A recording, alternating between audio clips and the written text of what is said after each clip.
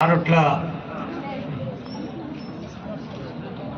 కమలాదేవి గారు, డాక్టర్ కమలాదేవి గారు ఆరుట్ల రామచంద్రారెడ్డి గారి ట్రస్ట్ ఆధ్వర్యంలో 3 రోజులుగా ఆలేరు నియోజకవర్గంలో క్రీడోత్సవాలు నిర్వహించి ఈరోజు ముగింపు కార్యక్రమం నిర్వహించుకుంటున్నాం.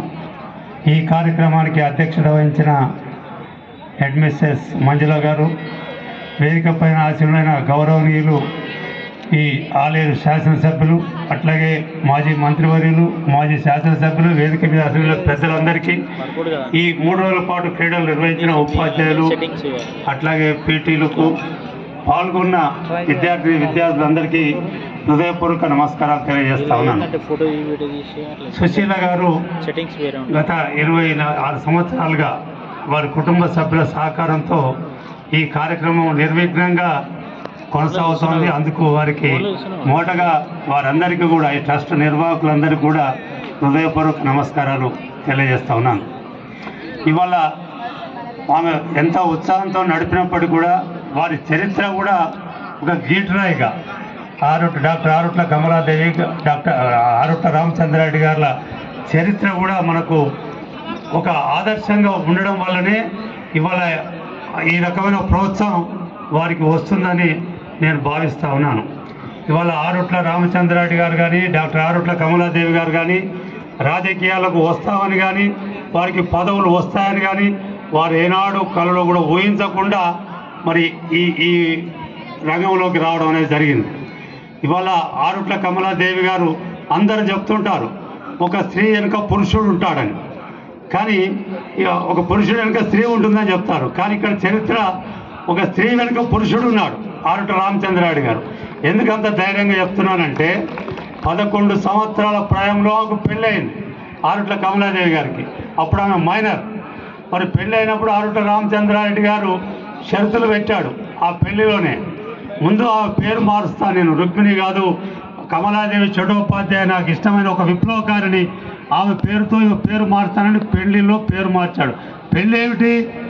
ఆదర్శమైన దండల పెళ్లి చేసుకుంటానని, ఖద్దరు బట్టలతో పెళ్లి చేసుకుంటానని, ఆ పెళ్లిలో విందులు వినోదాలు ఉండడానికి వీల్లేదని, ఇలాంటి షరతులతో వారి తల్లిదండ్రులకు, వారి మామగారికి షరతులు పెడితే 2 కుటుంబాలు ఆ షరతులను అంగీకరించి వారు పెళ్లి చేయడం అనేది జరిగింది. ఆ పెళ్లిలో రుక్మిణి గారిని కమలాదేవిగా పేరు మార్చడం, ఆ షరతులోనే ఆమె పెళ్లి తర్వాత హైదరాబాద్కి తీసుకెళ్ళి చదివిస్తానని చెప్పాడు. అదే పద్ధతుల్లో ఆమె మరి పెళ్ళి అయినప్పుడు ఆమె 3వ తరగతి, మీరు ఊహించారా ఎవరైనా?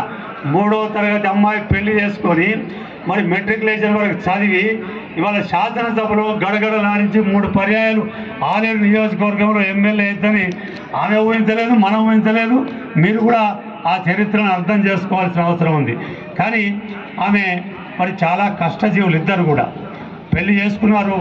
మరి పెళ్లి చేసుకున్న తర్వాత ఈ తెలంగాణలో ఉన్న పరిస్థితి మన వెంకటేష్ పాట పాడాడు, నిజాం నిరంకుశ పాలన ఎట్లా సాగుతుందో మరి ఆ పాలనను పారద్రోలి ప్రజలను విముక్తి చేసి ప్రజలకు మరి దున్నేవానికి భూమి కావాలని, మరి సకల సౌకర్యాలు ఉండాలని, ఒక సమాజం కావాలనే ఆలోచనతో వాళ్ళు కథన రంగంలోకి దూకి ఆ నిజామును పారద్రోలడం అనేది జరిగింది.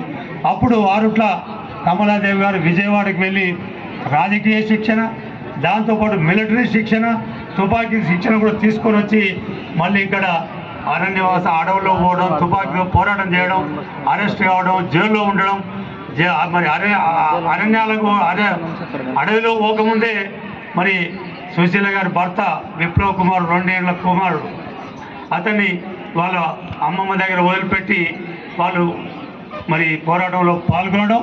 మరి 51లో వారు జైలు నుంచి విడుదలైన తర్వాత ఆరుట్ల కమలాదేవి గారు ఆలేరు నియోజకవర్గం నుండి శాసనసభ్యురాలుగా ఎన్నిక కావడం జరిగింది. ఆనాడు రామచంద్రారెడ్డి గారికి ఓటు లేదు.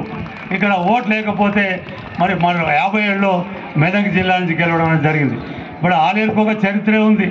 3 పర్యాయాలు కమలాదేవి గారు ఎమ్మెల్యే, 6 పర్యాయాలు మోత్కువెల్లి నరసింహులు గారు ఎమ్మెల్యే, సునీత గారు కూడా 3 పర్యాయాలు, 2ఏనా?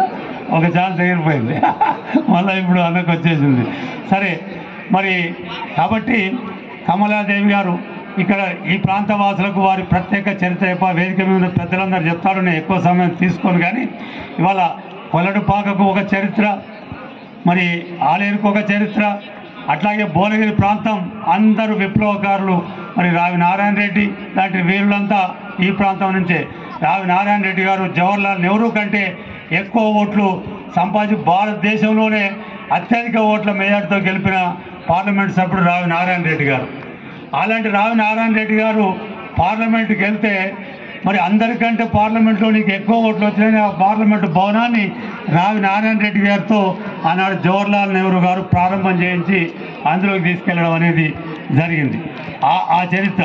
మరి వీళ్ళంతా దేనికోసం ఇంత కష్టపడ్డారు, బంధువులు పడ్డారు, అడవిలో తిరిగారు, మరి అరణ్య జైలు పాలైనారు. ఏ పదవి ఆశించి వీళ్ళు రాలే, ఒక సమాజం కోసం ఈ దోపిడీ వ్యవస్థ నిర్మూలన చేయాలని, ఆనాడున్న నిజాంను గద్దె దింపాలని ఆ లక్ష్యంతో వాళ్ళు చనిపోయే నాటికి అదే జెండా కింద, ఇప్పుడు అందుకే వెంకటేష్ వాడాడు ఎర్ర జెండా నీడన అనే పాట. అందువల్ల ఎంత సాదా సీదా జీవితం ఆరుట రామచంద్రారెడ్డి గారిది కానీ కమలాదేవిది కానీ, మరి వారి గురించి తెలిసిన నాయకులు చాలా తక్కువ. అంటే వారు ఎట్లా అప్పుడుండే నాయకులను గడగడలాడించేవాళ్ళు శాసనసభలో. కానీ ఆరుట్ల కమలాదేవి గారు శాసనసభలో సిపిఐ ప్రతిపక్ష నాయకురాలు. అంటే భారతదేశంలో ఆనాటి వరకు ఎవ్వరూ ప్రతిపక్ష నాయకులు లేరు. మొదటి తర్వాత ముఖ్యమంత్రులు అయిన వాళ్ళు ఉన్నారు, కానీ ప్రతిపక్ష నాయకురాలు పాత్ర వహించిన వాళ్ళు ఒక మహిళ, ఒక ఆరుట్ల కమలాదేవి గారే మొట్టమొదటిగా ఉమ్మడి ఆంధ్రప్రదేశ్కు భారతదేశంలోనే మొదటి ప్రతిపక్ష నాయకురాలుగా 1964 నుండి 67 వరకు శాసనసభలో ప్రతిపక్ష నాయకురాలుగా ఉన్నది. ఆనాటి ముఖ్యమంత్రులు కానీ మంత్రులు కానీ మరి ఎవరైనా ఈ రామచంద్రారెడ్డి గారి కానీ కమలాదేవి గారికి కానీ అత్యంత గౌరవం ఇచ్చి వారి మాటను గౌరవించి శాసనసభలో వారు ఇచ్చే ఉపన్యాసాన్ని శ్రద్ధగా ఆలకించి దాన్ని అమలు చేయడానికి ఖచ్చితంగా దానికి ప్రాధాన్యత ఇచ్చే చరిత్ర ఇవాళ ఆంధ్రప్రదేశ్, ఉమ్మడి ఆంధ్రప్రదేశ్లో ఉన్నది. అలాంటి ఆదర్శ దంపతులు, ఆదర్శ నాయకులు మరి ఈ ప్రాంత ప్రజలకు అనేక రకాలుగా సేవలు అందించి ఒక చరిత్రలో శాశ్వతంగా నిలిచిపోయిన ఈ ఇద్దరు దంపతులకు మరి డాక్టర్ ఆరుట్ల కమలాదేవి గారికి అట్లాగే ఆరుట్ల రామచంద్రారెడ్డి గారికి విప్లవ జోహార్లు తెలియజేస్తూ నన్ను ఇక్కడికి ఆహ్వానించిన మరి